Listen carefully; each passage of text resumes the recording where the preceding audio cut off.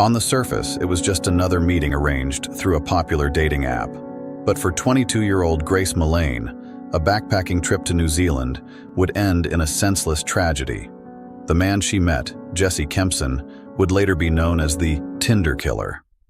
This is the story of how an innocent connection on Tinder turned into a global story of violence, heartbreak, and justice.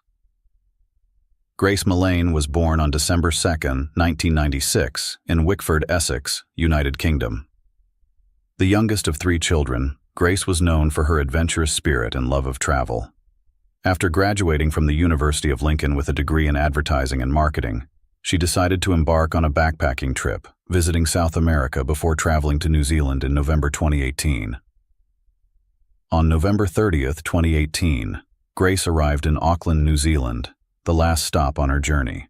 She checked into a backpacker's hostel and, like many other travelers, used dating apps to meet new people.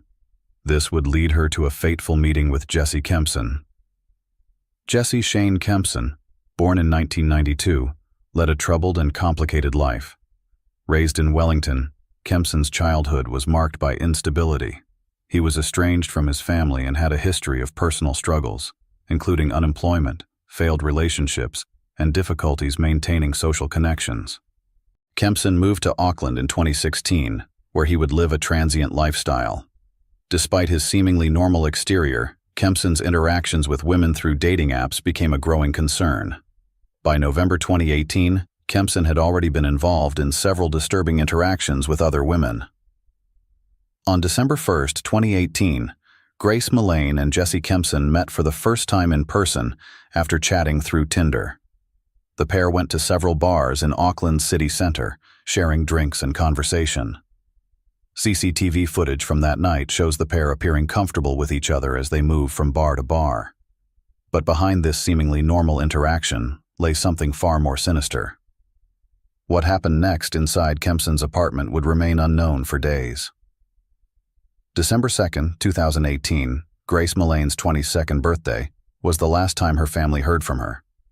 When they didn't receive a message from her, they began to worry. After days of silence, her family contacted the New Zealand authorities. Soon, an investigation into her disappearance was launched. CCTV footage eventually led police to Jesse Kempson, who was the last person to see Grace alive. On December 5th, police brought Kempson in for questioning. When questioned by police, Kempson initially claimed that after their date, Grace had left his apartment of her own accord. But as detectives delved deeper, inconsistencies in his story began to emerge. Forensic evidence from his apartment told a different story. Kempson eventually admitted that Grace had died in his apartment, but claimed it was an accident during consensual rough sex. He then confessed to disposing of her body. The next day, December 2, 2018, Grace's 22nd birthday, while her family frantically tried to contact her, Kempson's thoughts were focused on one thing: disposing of her body. CCTV footage shows Kempson calmly walking through a store, purchasing cleaning supplies, a large suitcase, and other items needed to hide the crime. Back at his apartment, Kempson placed Grace's lifeless body inside a suitcase. He cleaned the apartment, removing traces of what had happened the night before, but forensic evidence would later reveal the disturbing reality. On December 3rd, Kempson rented a car, loaded the suitcase containing Grace's body into the trunk, and drove west of Auckland. His destination, the Waitaka Ranges, a secluded area of bushland. Here, he dug a shallow grave and buried the suitcase. On December 9, 2018, Grace's body was found in a suitcase, buried in a shallow grave in the Waitaka Ranges. Kempson had bought cleaning supplies, rented a car, and spent hours concealing Grace's body. Missing British backpacker Grace Millane. A short time ago, police held a press conference to appeal for sightings of the 22-year-old, who has not been seen since 7:15 p.m. on Saturday night.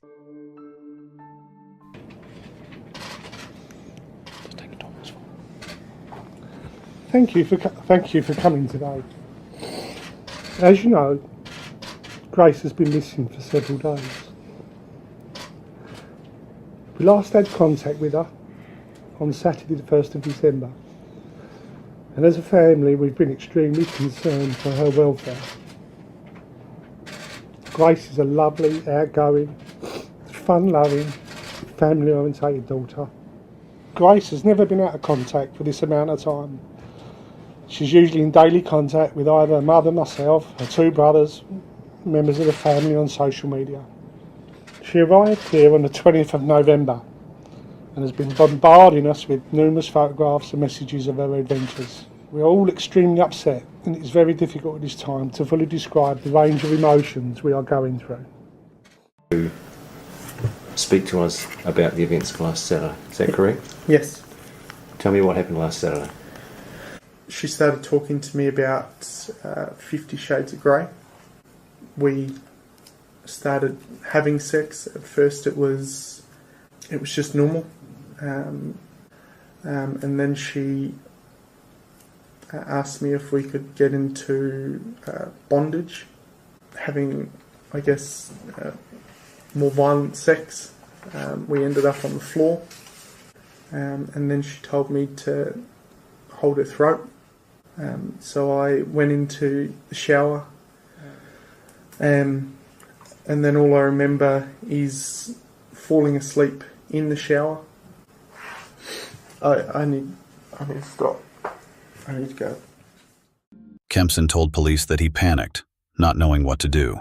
He insisted that Grace's death was accidental and that he was overcome with fear in the aftermath. He stated that his actions following her death, including cleaning the scene and disposing of her body, were a result of this panic and confusion. Didn't know what to do. I went downstairs and I was just, I don't know, I was all over the place. You come out of the shower. Yep. The light's been on in the shower. Yep. You put a towel around you. Yep. You've turned the light off, and Yep. then you've returned to your bed and you've gone to sleep in your bed. Yep. And at that point, when you exit the shower, you don't look around, but your assumption from the silence. I thought that she had gone. I thought she had left. We're going to head out of here very, very soon, and you're going to take us to where you've buried him. Yeah. She will likely be exhumed tomorrow. Okay. At some point, and after that a pathologist, a specialist doctor, will perform a post-mortem. Yeah. They're very skilled at establishing people's causes of death. Do you understand that? Yeah. Did you kill Grace Millane? Okay. Jesse Kempson, you're under arrest for the murder of Grace Millane. At a short time ago, we located a body which we believe to be Grace. The formal identification process will now take place. However, based on the evidence we have gathered over the past few days, we expect that this is Grace. The focus now is to piece together exactly what happened to a young girl who came to New Zealand on her OE. Obviously, this brings the search for Grace to an end. It is an unbearable time for the Milane family, and our hearts go out to them. Any father, any parent in this situation will struggle. Yeah, I feel for my other daughter in her 20s. So yeah, we're putting a lot of support around him. It's difficult because he's here with a brother from England and the rest of the family are back home. And what they will be experiencing and feeling right now. And my thoughts and prayers are with her father David, who is in the country, her mother Gillian, who cannot be here, and her wider family, friends and loved ones. And so on behalf of New Zealand, I want to apologise to Grace's family. Your daughter should have been safe here, and she wasn't, and I'm sorry for that. I've advised the family through the police that if there is anything we can do to assist, we are here to help with that. The trial of Jesse Kempson began in November 2019. Prosecutors argued that Kempson had strangled Grace to death and then methodically attempted to cover up his crime. The defense, meanwhile, claimed Grace's death was accidental. On November 22, 2019, after 5 hours of deliberation, the jury found Kempson guilty of murder. He was sentenced to life in prison with a minimum of 17 years. The murder of Grace Millane shocked not only New Zealand, but the world. Her tragic death raised awareness about the dangers women face while traveling and dating online. It also sparked conversations about gender-based violence and how we can protect others from similar fates. As we remember Grace, let us also commit to making the world a safer place for women everywhere.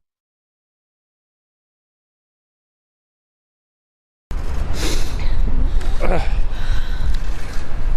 verdict of murder today will be welcomed by every member of the Milane family and friends of Grace. It will not reduce the pain, the suffering that we've had to endure for over the past year. Grace was taken away from us in the most brutal fashion a year ago, and our lives have been, and family have been ripped apart. This will be with us for the rest of our lives. We would like to thank several people. Auckland Police Force, been professional, diligent and thorough all through this investigation. Last but not least, we would love to thank the people of New Zealand. They've opened their hearts to Grace and her family. I cannot express our gratitude enough for all the offers and gifts of kindness that we've received over the last year. I've always thought that if it wasn't Grace, it was going to be someone. Now, I'm not a psychologist, so I can't talk about psychological profile, but what we do know is he's a liar. You know, a number of times we proved he lied to the police, he lied to others.